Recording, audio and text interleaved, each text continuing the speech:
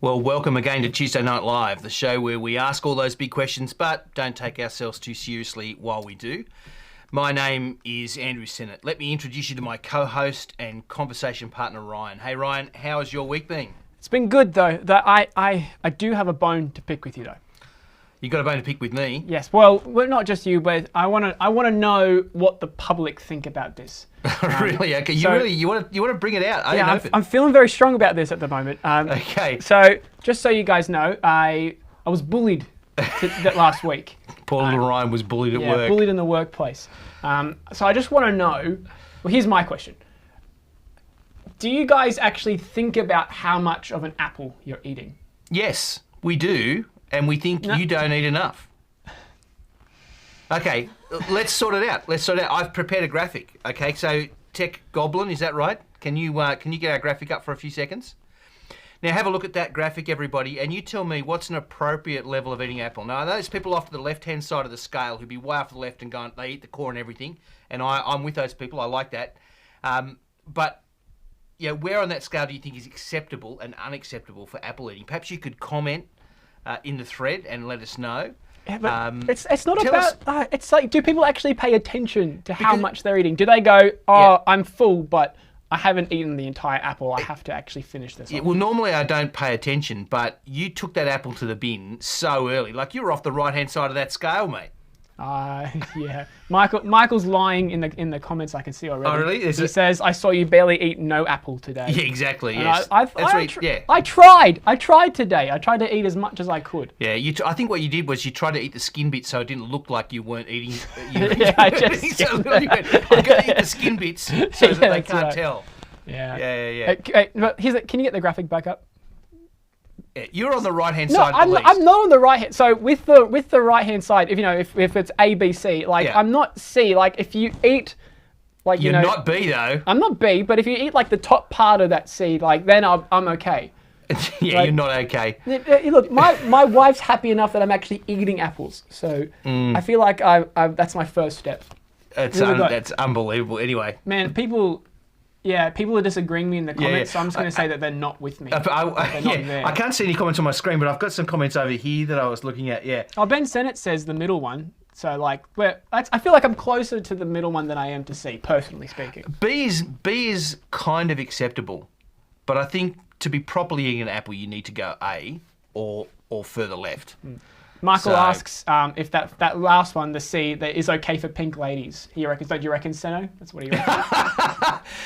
Yeah, but not enough for yes, probably enough for pink ladies, but not for Golden Delicious, right? Right. Well, Eliza.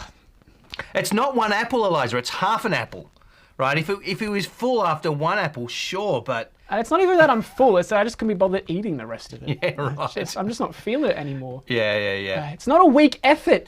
Anyway, let's all right. Let's move on. Is that all you got up to this week, Ryan? No. He's a bit emotional. I don't know if he can get past it. Been feeling this for a week now. It's been playing in my head. Yeah. Yeah. Well, Other stuff happened? I guess other stuff happened, but it's all kind of blended into one thing. Yeah. What about you? Did anything happen for you? Yeah, I don't know. Actually, I made you crawl through my roof. That's true. That was pretty cool. Yeah. It was. I think I lost 3 kilos doing that. Yep. It was a lot of fun though. It's fun being up in a roof. It is kind of fun when you don't do it every day. Yes. Yes, I wouldn't want it to be. That's fair. I wouldn't want it to be my working. My old man was an electrician, and I laboured for him. And when you do it all the time, it's not so much fun. No, but when it's every now and then, it's a bit special. Okay, we're going to move on into the show if that's okay with you, mate. I'm happy to move past the Apple thing if it never comes up again. So if you're part of our YouTube audience, please like and subscribe, stamp on that notification bell, share, make a comment. All of this helps with the YouTube algorithm. And again, if you're tuning in through our Facebook community, welcome back. This show is all about conversation. We're going to ask big questions about life, God, the universe, and everything. And the way to make this show work is for you to get involved. Please add a comment, ask a question, and if you add the hashtag mailbag, we'll take notice and include it in our conversation here. Tonight, we're doing something different. We're going all the way back to the beginning, to the first chapter of the Bible, to Genesis chapter 1. And we're asking the question, who is God? who is the God that Christians worship? So get all of your beginning of the Bible questions ready, and let's get into the show.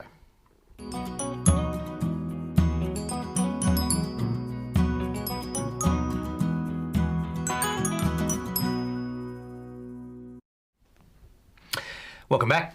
So Ryan, have you ever had someone you hate or you don't like, and then you met them in person? Someone who you didn't like from a distance, and then you actually met them and changed your mind? I don't think I've ever hated someone and then gone, oh no, they're actually not too bad. There's definitely people that I wasn't real keen on. Okay, such as? So, I wasn't the biggest fan of... Hang on, I'm trying to remember if she knows this or not. It's too late now, isn't it? Yeah. Well, you know. I didn't know if I wasn't super keen on my wife when I first met her. Right. She grew on me, let's say. Okay, that's now permanent. That's part of the permanent internet record now. Yeah, it is. So shout out, Em. G'day. Welcome. Love you, Emily. Yeah.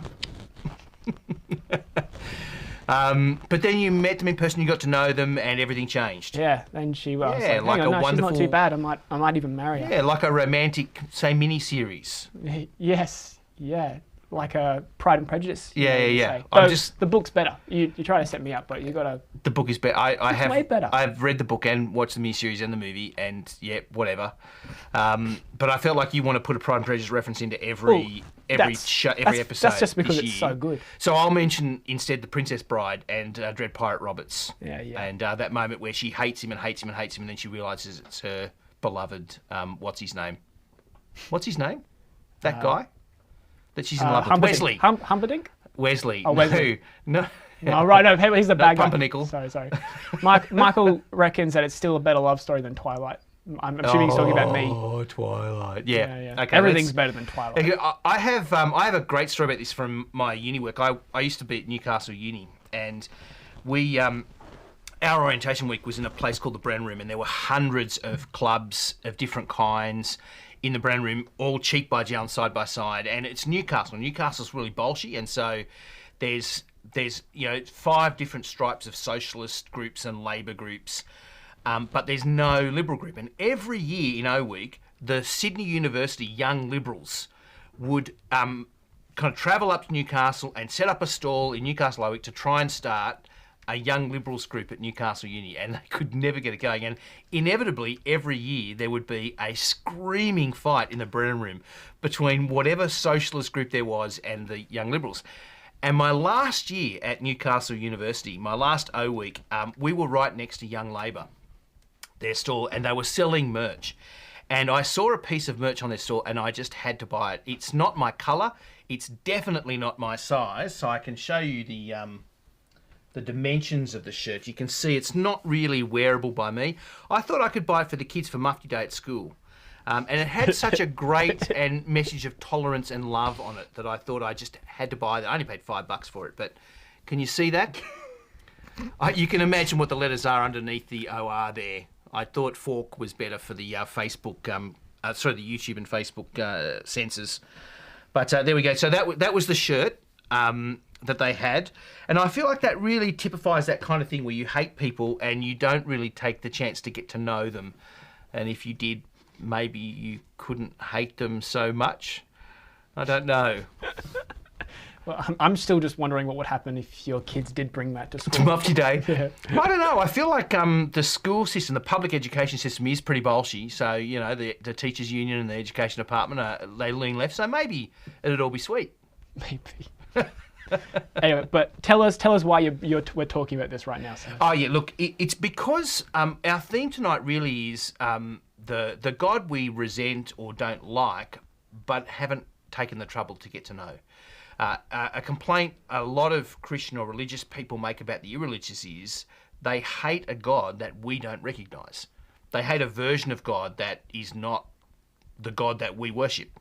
And tonight we're going to take a break from wandering around Palestine with Jesus, and we're going to go back to the beginning, to the very first chapter of the Bible, to talk about the God that we don't believe in. The intuition of humanity down the ages is that there is a God who created the universe and who created us. And cards on the table, you should know this about us by now, we think that's true. We think this universe cries out that there's a creator. Atheists call this the illusion of design, among other things, but most people see it as the reality of design. And I think they're right. The overwhelming weight of evidence of the universe points to our creator. But what is this creator like? What can we know about that creator? Well, loads of things, as it turns out. We're going to just touch on a few of them tonight, but you can feel free to ask or comment with any questions you have or any thoughts you have with the hashtag mailbag, and we will try and get onto them and include them as part of this. But it's time for story time with Amelia, and it's a bit of an epic this week, all of Genesis chapter 1. So take it away, Amelia.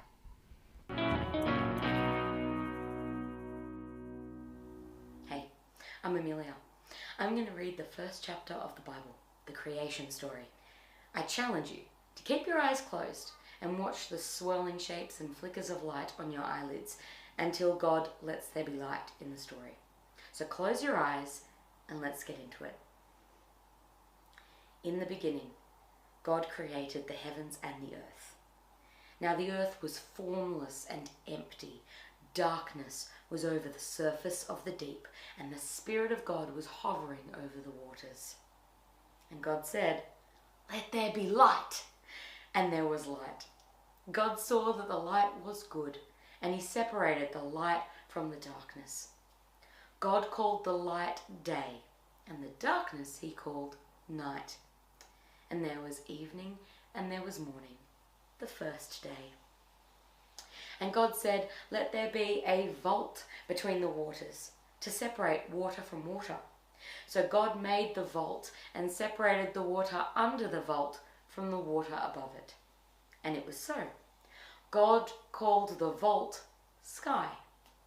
And there was evening and there was morning, the second day. And God said, "Let the water under the sky be gathered into one place, and let dry ground appear." And it was so. God called the dry ground land, and the gathered waters he called seas. And God saw that it was good. Then God said, "Let the land produce vegetation, seed-bearing plants and trees on the land that bear fruit with seed in it, according to their various kinds." And it was so. The land produced vegetation, plants bearing seed according to their kinds, and trees bearing fruit with seed in it, according to their kinds. And God saw that it was good. And there was evening and there was morning, the third day. And God said, "Let there be lights in the vault of the sky to separate the day from the night, and let them serve as signs to mark sacred times and days and years. And let them be lights in the vault of the sky to give light on the earth." And it was so. God made two great lights, the greater light to govern the day, and the lesser light to govern the night. He also made the stars. God set them in the vault of the sky to give light on the earth, to govern the day and the night, and to separate the light from the darkness. And God saw that it was good. And there was evening, and there was morning, the fourth day. And God said, "Let the water teem with living creatures, and let birds fly above the earth across the vault of the sky." So God created the great creatures of the sea, and every living thing with which the water teems, and that moves about in it, according to their kinds, and every winged bird according to its kind. And God saw that it was good. And God blessed them and said, "Be fruitful and increase in number, and fill the water in the seas, and let the birds increase on the earth." And there was evening and there was morning, the fifth day. And God said, "Let the land produce living creatures according to their kinds, the livestock, the creatures that move along the ground, and the wild animals, each according to its kind." And it was so. God made the wild animals according to their kinds, the livestock according to their kinds, and all the creatures that move along the ground according to their kinds. And God saw that it was good. Then God said, "Let us make mankind in our image, in our likeness, so that they may rule over the fish in the sea and the birds in the sky, over the livestock and all the wild animals, over all the creatures that move along the ground. So God created mankind in his own image. In the image of God, he created them. Male and female, he created them. God blessed them and said to them, "Be fruitful and increase in number. Fill the earth and subdue it. Rule over the fish in the sea and the birds in the sky, over every living creature that moves on the ground." Then God said, "I give you every seed-bearing plant on the face of the whole earth, and every tree that has fruit with seed in it. They will be yours for food.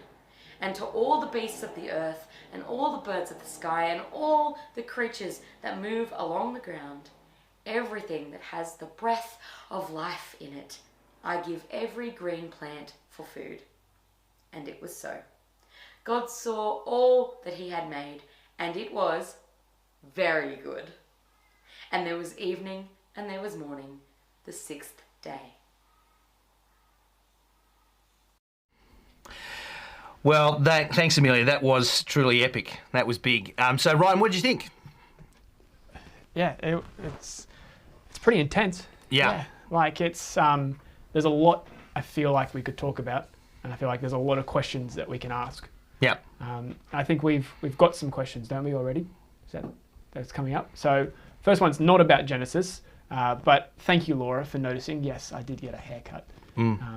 It is definitely different. Hopefully a bit less, I don't know, bushy. I think you trimmed your beard as well, mate. I did. Well, yeah, that happened too. You got to match it. You can't. You can't and have, you've got a matching shirt as can't well have to me business anyway. at the top. yeah. Well, you know. We can go to the next question. I think. Second question is from Michael. Says, "How can the earth be empty and yet there be a deep?" Yeah, good question. It's just about the text and what things mean. To say the earth is empty doesn't mean there's nothing there. It means it's saying something about its basic shape. And so in the beginning, God created the heavens and earth. That's just saying God made the universe and the world in the universe. So he doesn't tell us how he did that but that it exists. And so really the fundamental act of creation is that first verse, in the beginning God created the heavens and the earth. And then what you see is a formless emptiness. And so in that formless emptiness there is a deep. There's water, there are things there. The fact that the earth is empty doesn't mean there's no earth. You see what I mean?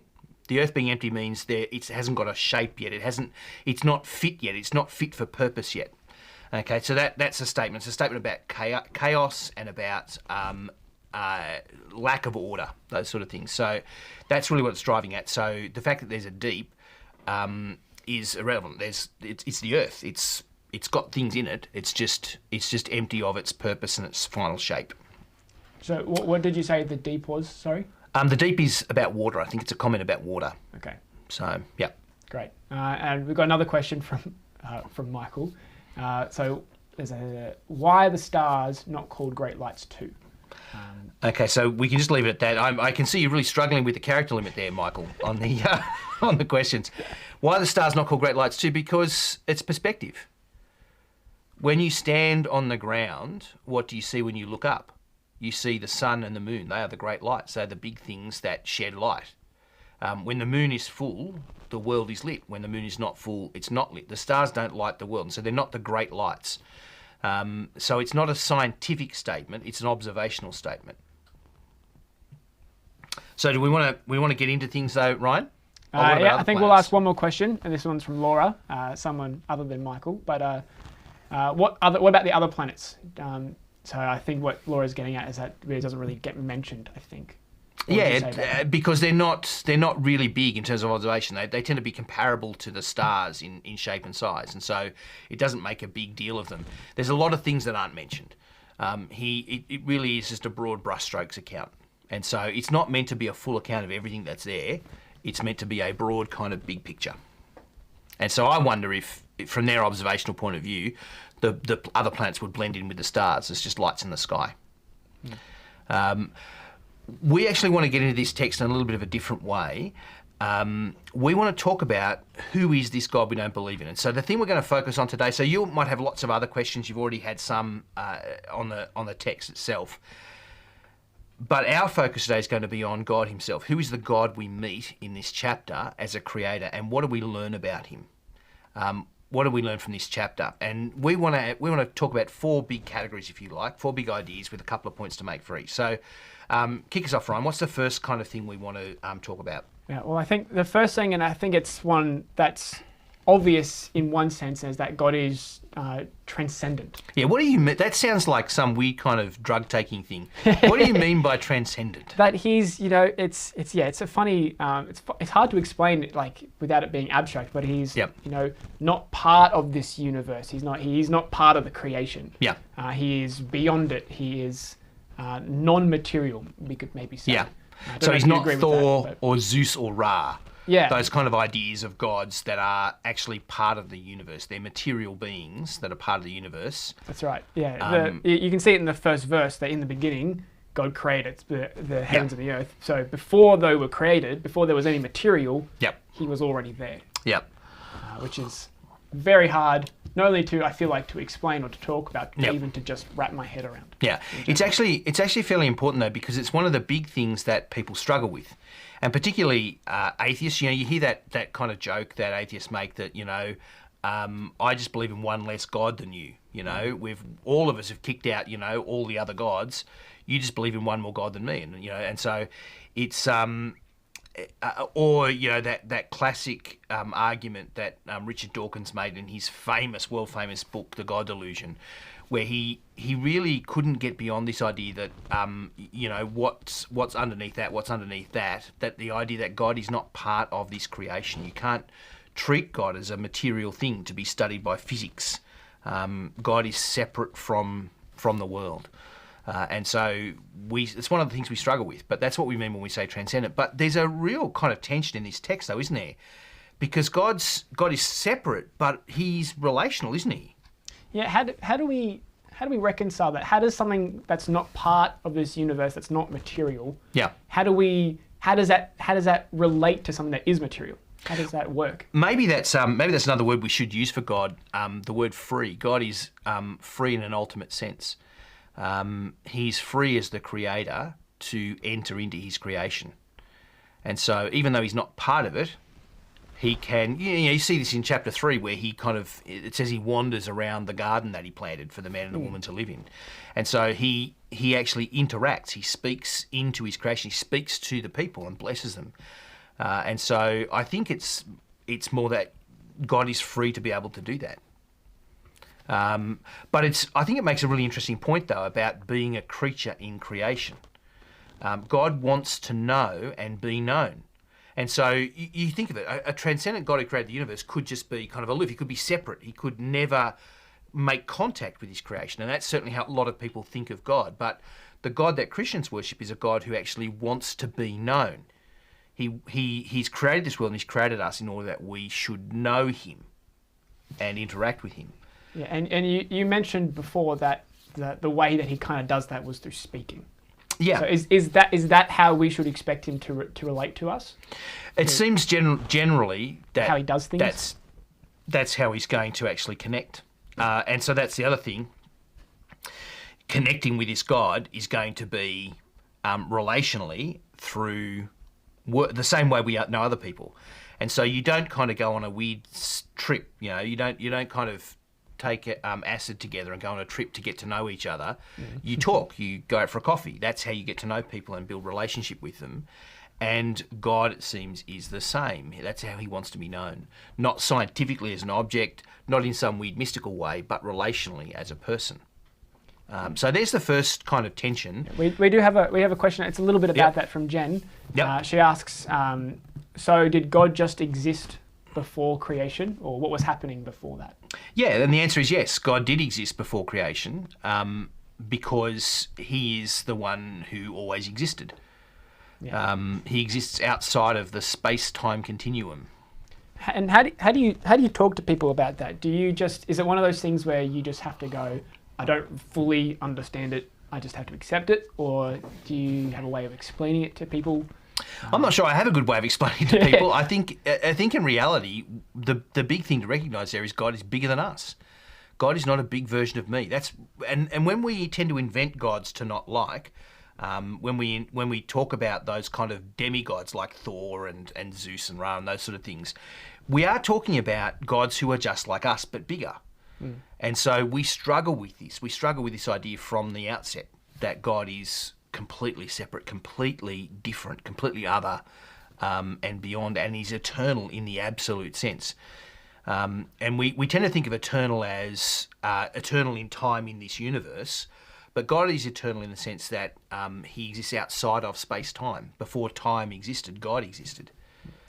Because he created time. He created all of it. Right. And so yeah. I remember I used to have this conversation with people, and I used to say that you can create laws, but you're not necessarily bound by those laws. Would you say that that's does that fit in what we're talking about here? Not sure what you mean. So so I used to tell this to kids at school, and the point I made was, we made the law that you can't have phones in, the kids can't have phones. Oh yeah, yep. But I could. Because I made I didn't make that law, but so for the purpose of what I was trying to say is I made that law. That means I'm not exactly bound to that law. Okay, so in terms of creation, yeah. So but he you are creates free. Things, but he's you're not, free to enter in and be a part of that. Yeah, I can also not have a phone. Yeah, so you have a freedom to do or not to do. Yep. Yeah. So there's our first category, transcendent and yet relational. But our second big category is about power, because it's not just that God is transcendent, he is effortlessly powerful in this chapter. In the beginning, God created the heavens and the earth. Like, that is just a few words. That's just 7, 8, 9, 10 words or something. And yet it's done. The universe in totality is created in a sentence.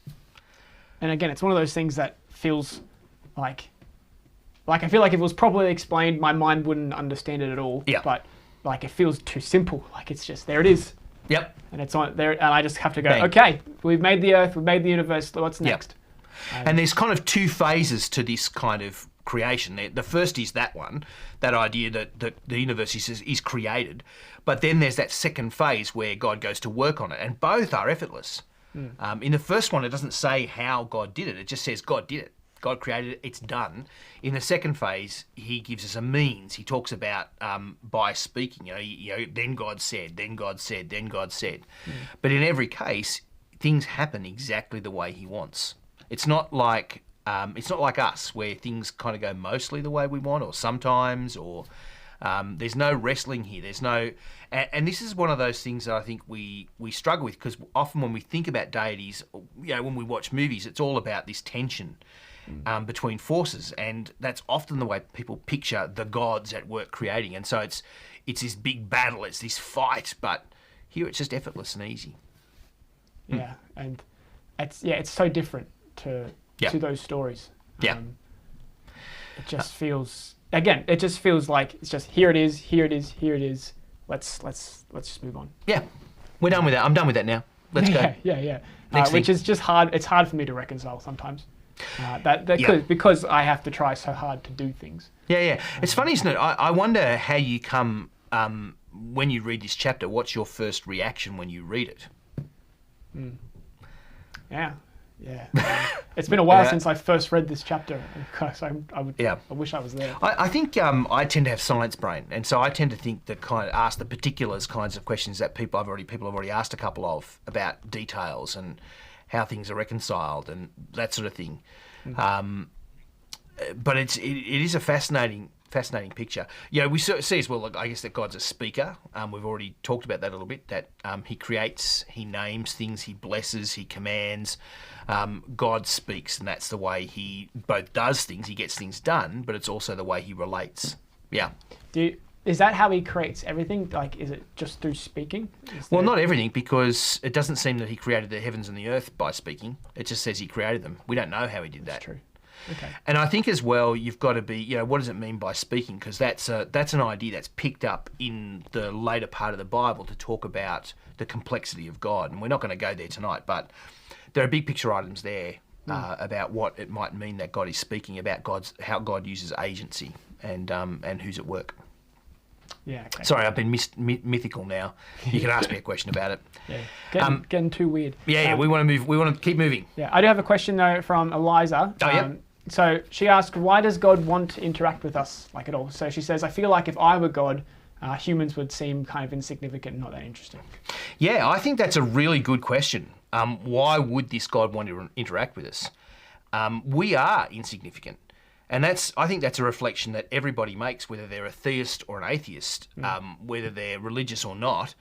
People often make that observation. It's one of the big things. When we actually look at the scope of the universe, we go, we're insignificant. And when you think about a God who is bigger than the universe in a sense, that he created this universe and he keeps it going, we are so insignificant. Why would God choose to or want to know us? Yeah, I've talked to like lots of people who have said, you know, when it's, you know, midnight or 1 a.m. in the morning, you're looking up at the night sky. Yeah. And it's just in those moments you just feel small. Yeah. One of the most famous poets in the Bible, King David, actually wrote a whole song reflecting on that idea, you know, rock song of the day. And he talked about, who are we that you should care about us? Yeah. Psalm 8? Yeah, Psalm 8. So yes, that's been a reflection through the ages, and I think in some ways that's kind of one of the right responses when you read this chapter. That's one of the things we should ask: how could this be? And I think the reason is the next point we're bringing up, actually, because of God's not just creativity but his graciousness, his kindness. God didn't just create this universe separate from himself, but he chose to interact. And so God is a creative and gracious God. And I think that's part of the reason why. It's about him and who he is. So tell me how you see the graciousness in his creation. I think one of the ways you actually see God's gracious here is in what his provision, the kinds of things he provides. So you think about it. God created the world with one kind of food that we ate every day, Soylent Green, whatever the equivalent is. Sure. He could have just created potatoes, and he could have created, I don't know, you know, he could have created one thing that had all their nutrition requirements, and that was the one thing we ate, but he didn't. He created an incredible variety of different kind of foods for us to eat. He didn't just create one colour, he created a kaleidoscope of colours. He didn't create just one kind of plant, but a myriad of plants and a myriad of landscapes, so that we can travel around the world. Well, you can travel even within your own kind of state, you can, and you see a completely different kind of landscape within an hour. Yeah, for many people. So would you include like, you know, the idea of beauty, the fact that things are beautiful in this world as part of that graciousness as well? That people see things and they go, that is wonderful to look at. Yeah, the perception of beauty. Why should we look at things and say this is beautiful? Why do we not simply look at things and say that's functional, that feeds me? This is efficient. What is beauty? Is beauty a thing that exists outside of just functionality and you know, some drive to survive? It seems to be. It seems to be that beauty is a thing of its own, and that we recognise and appreciate beauty. And that, I think, comes out of this creative graciousness of God. Yeah. Ellie in the comments is very thankful for curry powder. For curry? See, there you go, curry powder. Which is another one of those things. Yeah, I'm thankful for Scotch fillet. I love a good meat lover's pizza. If only it was cheaper. Meat lover's pizza. You shoot so low, Ryan. Oh, you know. Okay. Okay, but yeah, meat lover's pizza's good. Yeah, it is good. It's good. But, you know, on campus today we had sausage in a bun again. That's true. And I got to have both tomato and barbecue sauce. This is another thing. You could choose. This is another thing that I could ask the audience. What do you have on your sausage sizzle? Because I have both tomato and barbecue sauce. Yeah, that's because you're a weirdo. I know, but that's okay. I also apparently don't eat my apples right, so certainly the standard's low for me. Yeah, God created this abundance of apples and you don't eat them properly. But like, the thing about like God's graciousness, but like He's made it in abundance and with lots of variety, but He also does it so in a way that is efficient, and He does it for us, like that works for us. Like, you know, like there isn't food, lots of food that we can't eat. Yeah. Right. Like there's so much stuff that we can do with this world. Yeah. There are things that'll poison you if you eat them, though. But anyway, that's for another day. But we wouldn't call that food, would we? Yeah. Well, kale. I wouldn't call kale food either. But anyway, we'll keep moving. So I think that's one of the things you learn about God, that God is a God who appreciates beauty, that he loves variety, and he's generous in those gifts that he gives.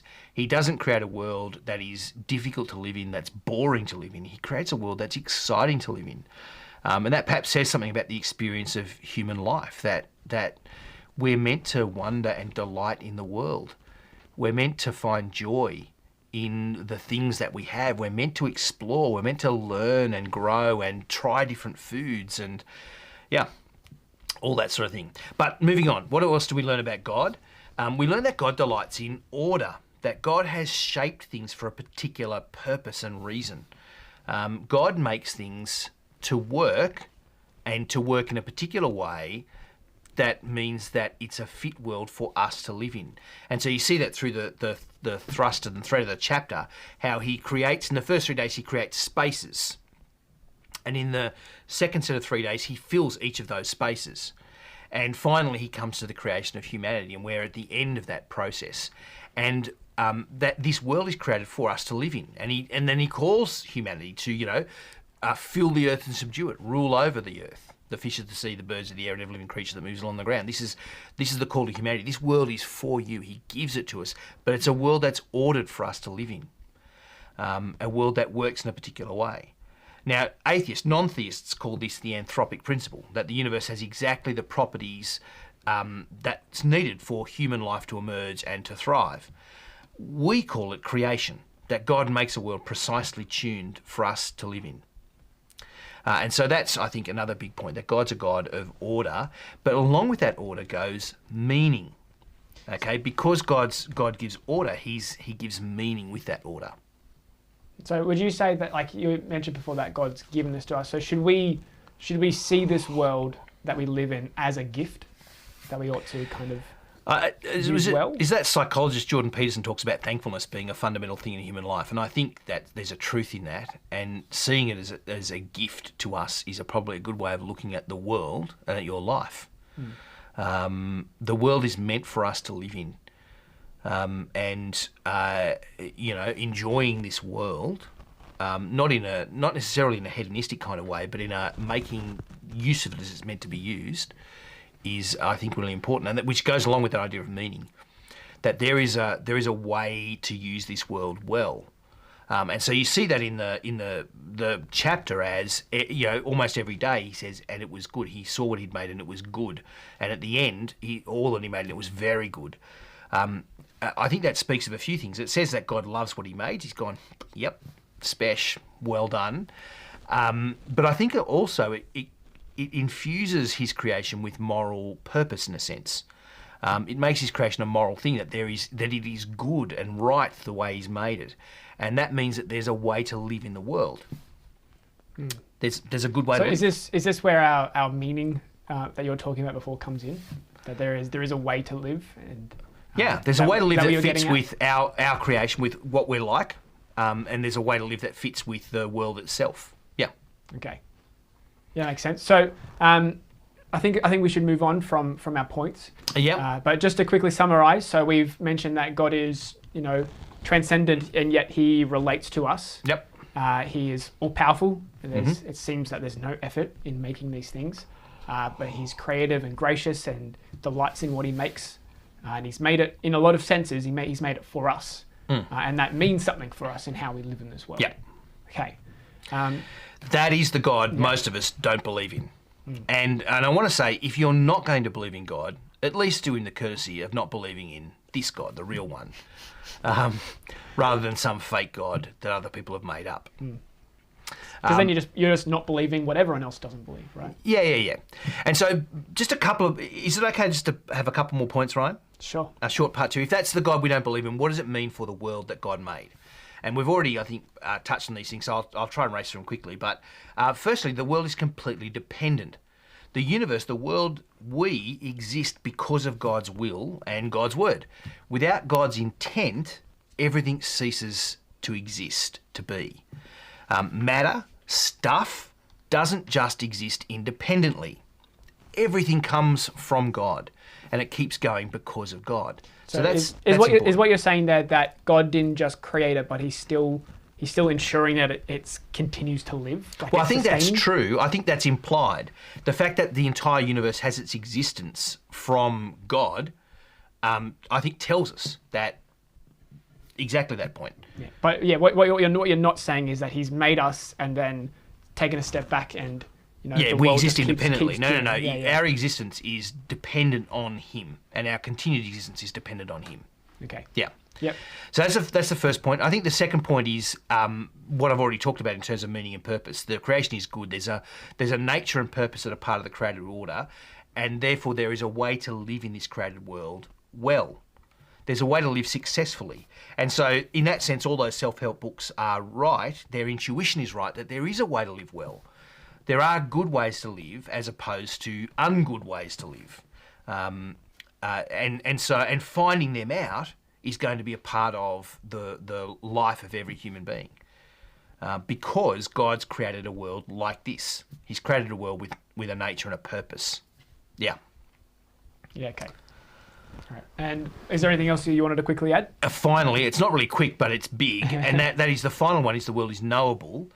The fact that God plants us in this world and tells us to go and make something of it says something about the world. The fact that God created a world with order says that the world is knowable. This is a point about science. The world is discoverable, and we ought to expect from this world. One of the expectations when you read Genesis chapter 1 is that human knowledge and mastery of the world will grow over time. And so, the first humans aren't kind of created with a fundamental knowledge of everything, but they're created with the tools and a way of approaching the world that enables them to learn those things. And so they're shown a few things, and God cuts them loose and says, "Go for it." Because that makes sense. Because if God's made things ordered, if things happen, and then that should mean that it should continue to happen. Yeah. So we can find out those patterns there. And that makes perfect sense of our history, where the modern scientific method emerged through a Christian worldview, because Christians were people who saw that the universe was discoverable and knowable. And so most of the greats of science through history, and not just in the past, but even in the present, are people of faith, because they see the world as knowable. But there's another point, though. It's not completely knowable. Okay, because you see here we're creatures, we're part of the creation. We won't know everything. You cannot use creation as a stepladder to work your way up to God. Because God is beyond that. And so there are knowable things, but there are also things that we won't completely know. We're limited, we're finite, and we'll run up against the limits of our knowledge. And so it's not that the quest for human knowledge will just keep growing infinitely. No, there are limits to it. And so that should give us a dose of humility as we approach science and the world about what we're doing. So tell me then, if this is what God's really like, if this is the God of the Bible, and what we would say is the God of the universe, what's the appropriate reaction or response? How do we even begin to, like, if we can't even fathom who he is, like, what are we actually meant to do about this? Well, I think Jordan Peterson's onto something. I think thankfulness is a fundamental part of being human. And I think when you look at a world that you were made to inhabit, that was a gift. When you look at all of the different things, when you consider beauty, when you consider love, when you look at this world and you discover things in it, when you build things and they're built and they work, when you grow, that should make you incredibly and profoundly thankful. Thankful that you exist, and thankful that you exist in a way that enables you to live in the world like this. And so I think thankfulness. And I wonder if the other thing that goes with this is that I am not God. Do you know what I mean? Like the fundamental thing. If you look at the universe and see this, if the intuition of humanity throughout the ages is your intuition, you see that a God made this. It needs to give us a dose of humility, because the glory is not mine. Okay, there is a glory that's human, isn't there? There are things that we do, there are things that we achieve, but we are not God. Everything we are and everything we have and everything we do is enabled by God, the creator of the universe. And that ought to cause us just to pause and give him the glory, I think. Great. And so grateful awe perhaps, is a mode of human existence that would be a good one. Yeah. Great. Well, I think we would have to move on to our next segment. Sure. Mailbag is coming up. We're going to try. There is a couple extra questions that have come up besides the ones we've talked about, and we're going to try and get to them. But before we do that, we're going to give you a mental break. We're going to come to our toilet break time. And this week we've got some really interesting eyes for you guys to look at. So let's do that now.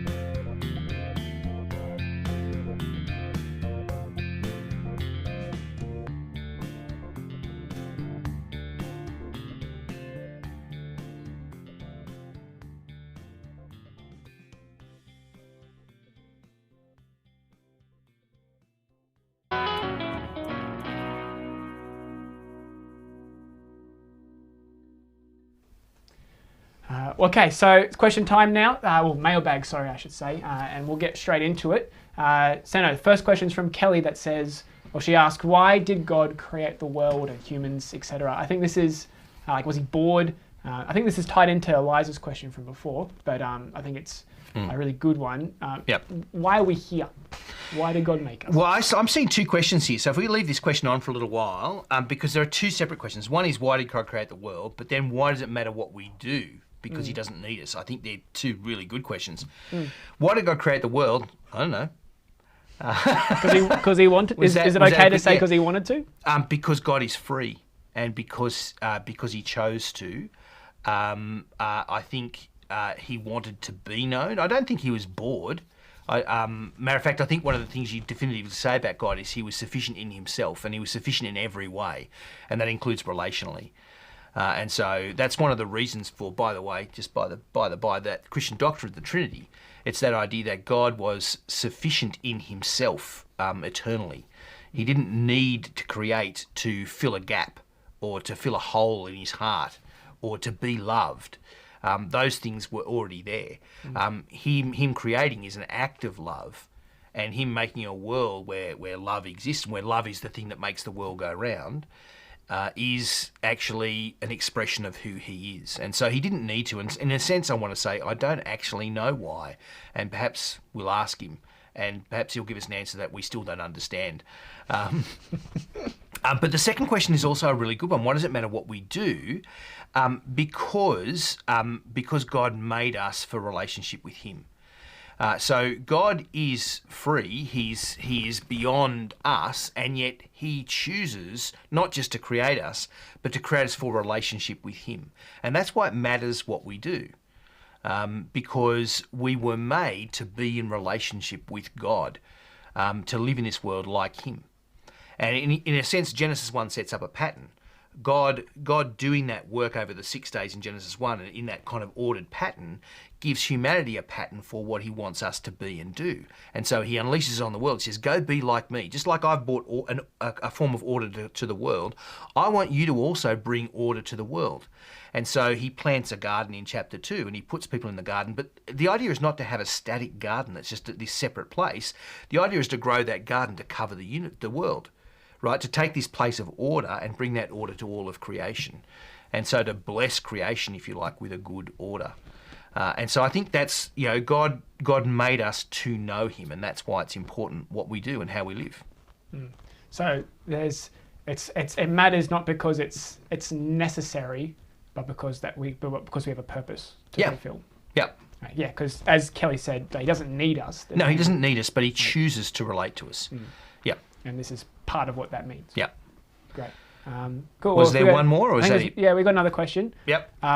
So the text says everything God created he saw to be good. Yep. If God created everything to be good, does that mean he knew of the potential for evil to exist?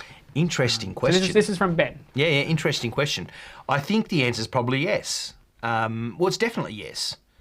And I think when we come back to texts like this, we often get back to the question of the origins of evil and of God's control over all things. If God is this creator who sees these things, surely he knew. And I think the answer is yes. He does know that thing. And we can ask now 15 other questions about why, but I think that's an intuitive comment. Great. Well, I think that's all we have time for today. Yep. There were other questions, but we're going to try and get to them a little bit later if we can. But in terms of mailbag time, I believe that's it for today. That's it for today, and that's it really for the show. We're really glad you joined us tonight. This is one of those big things, and we won't tick every box or answer every question tonight. So we're hoping that we'll just have this as part of our conversation. We'll be able to kind of dip back into it over the coming weeks. Please remember to like, subscribe, click notifications and all that sort of thing. It really does make a difference. Keep those questions coming in and comments coming in. Have a great week. See you next Tuesday night.